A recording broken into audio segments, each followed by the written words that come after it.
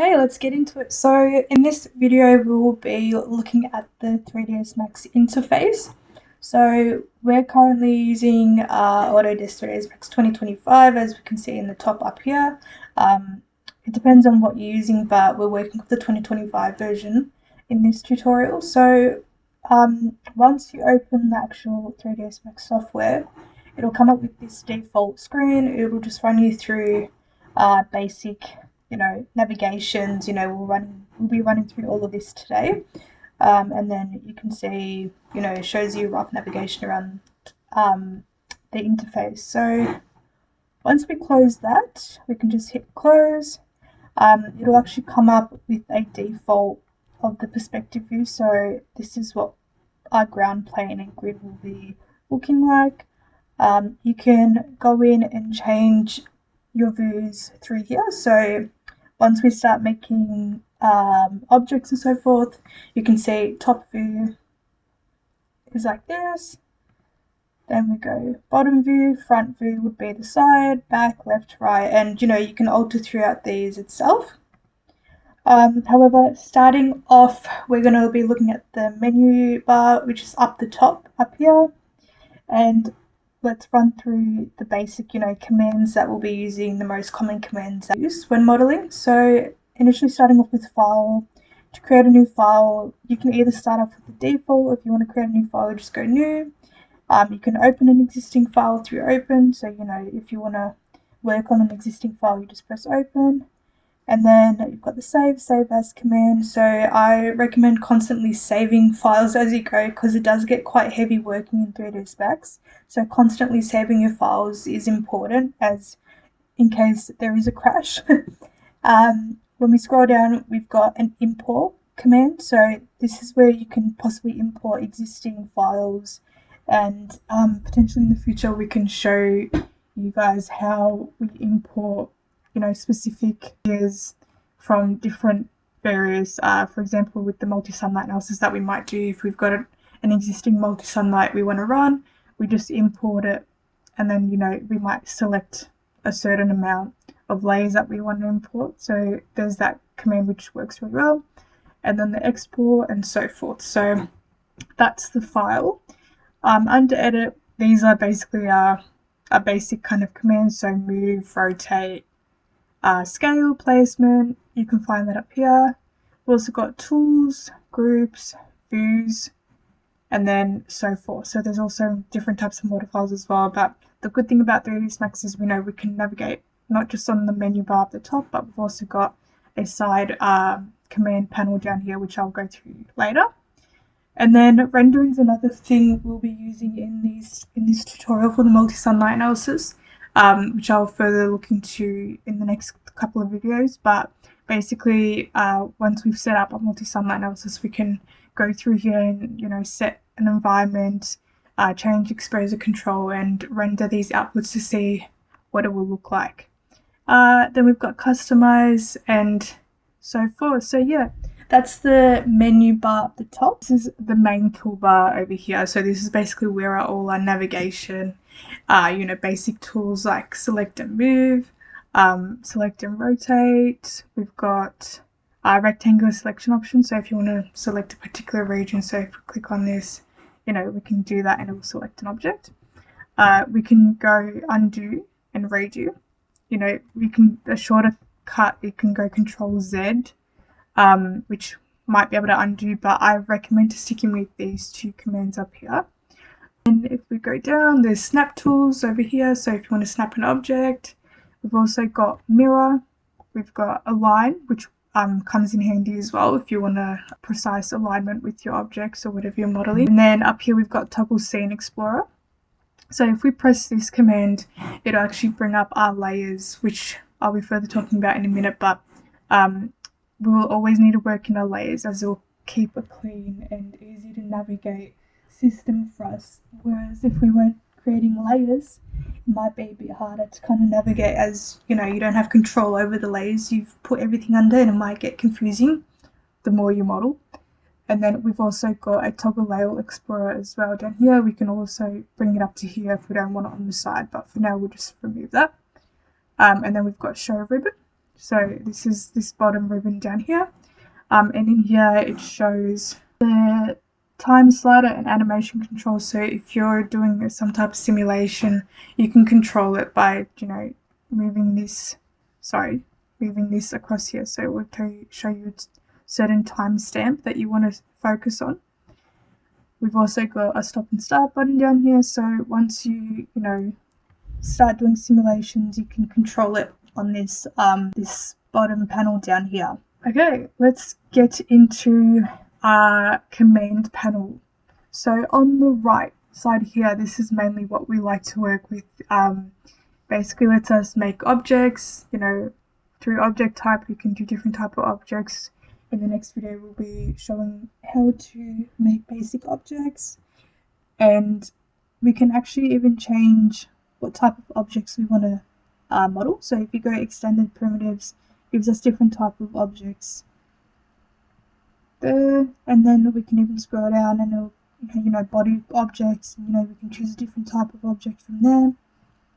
If we go to standard primitives, these are the basic objects we mainly work with anyways, so typical box, cone, and so forth. In object type, if we don't want to create a three-dimensional object, we've got object type, create a simple line. So for example, you can create a line like that, and then it'll create a polyline. We can even close it. So what it'll do is it will ask you if you want to close the spline. In this case, we'll say yes. We can create circle like that, even donut like that, and then it will ask us for the radius as well. In these parameters, also to get out of the command, you can press escape as well. Let's select the circle. So in name and color, you can eventually start naming, the layers that we're doing, and in the layer command here, it's already made 3 different layers as we made 3 different shapes. So we can always name these, name the layers itself, sort the layers. In this case, we can even go into this command here, which is a modifier list. So in this modifiers list, we can change the radius. Let's say we want to add 500. It'll alter the radius of the circle.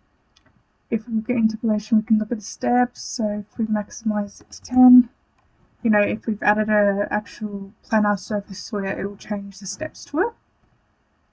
And then it's even got a rendering command. So once we go to render it, eventually, if we do, you can change the rendering values and so forth through this command.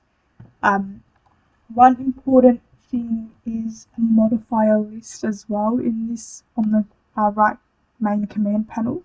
If we scroll down, there's so many different types of modifiers we can play around with. So if I was to select this circle and press mesh select, it'll actually create a mesh in this circle, as we can see here.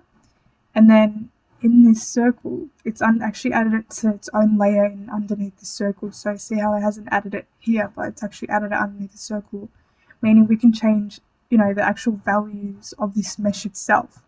So if we go mesh select, we can scroll down and we can see you can do soft selection. What that means is you can add different values to it, and it might even add a 3-dimensional value to it. These are mesh select parameters, so it allows you to give different points of the mesh itself. So if I was to press vertex, it's added all these points, as we can see around the circle, and we can actually modify these. So that's basically how you draw your basic splines, so basic 2-dimensional shapes. There's so many more options you can do. We've got more layers under here, so photometrics, you can change the lighting if it's a 3-dimensional shape. This is the record, so you can add a perspective camera view anywhere, and if it's like a 3-dimensional volume, you can take and set camera views from that angle. This is also another objects type panel that you can choose from. These are forces, and then this is the basic settings. So even this command up here, you can always come back to the command panel. It's such a large variety of selections to play around with. And then we've got utilities. So utilities you can even measure the area let's say we want to measure the area of this circle, we can go measure and it'll actually give us a surface area here. And if we go new floater, this panel will pop up and we can see the surface area here. So if we want to change, if we change the volume of this, the surface area will change as well. So yeah, on this we can even, go back to our perspective view and change that. So also in terms of navigation, I'm going to be showing you how to navigate with your mouse as well. So the typical zooming in and out, we can scroll using our middle scroller, just like that. To pan, you hold down your middle scroller like this, and it will actually pan around the objects. For orbit and rotate, you press Alt and still hold the middle scrolling button. So in perspective view, now it's orbiting and rotating around our objects like this. So if we go back to our views panel up the top here, I've walked you guys through the actual views, but we've also got different standards. So what this is the performance of the render. For this, we don't really need anything higher than our standard, but if you were to start modeling actual three-dimensional volumes, you can change it to high quality and it will change the layout of scene of your modeling canvas. So in terms of the multi-sunlight analysis, we'll be working with high quality, as we'll show, where the multi-sunlight analysis hits. You can even change the lighting and shadows of this as well through these default settings here. For now, we'll go back to standard, as it obviously is a stronger view. It does kind of slow down your canvas and your working space. So I typically like to work in standard, and then when we go to render our multi-sunlight analysis, we can change back to high. These will be running through in our next video when we create our basic objects, just because in two-dimensional it doesn't really make a difference. But yeah, this is our navigation around. So in the left panel here, these are our main layers. To create a new layer, we can press this icon, which is like a plus icon, and it'll create a new layer. So you can name it, let's just go volume, just type in your layer, and then we can even extend this out or in if we like. Sorry, the computer's just lagging a bit. We can also lock layers, so if we're not using the layer, we can lock the layer here, or we can even turn off. So in this case, let's say we want to turn off the donut layer and we don't want to see it, we can just click off this eye icon and it won't delete it, it'll just hide it until necessary. And the same with these as well, so we can turn this off. If we want to turn off the main default layer and hide all of these objects as we're working on, a different part of our model, we can turn off the default layer and it'll turn off everything.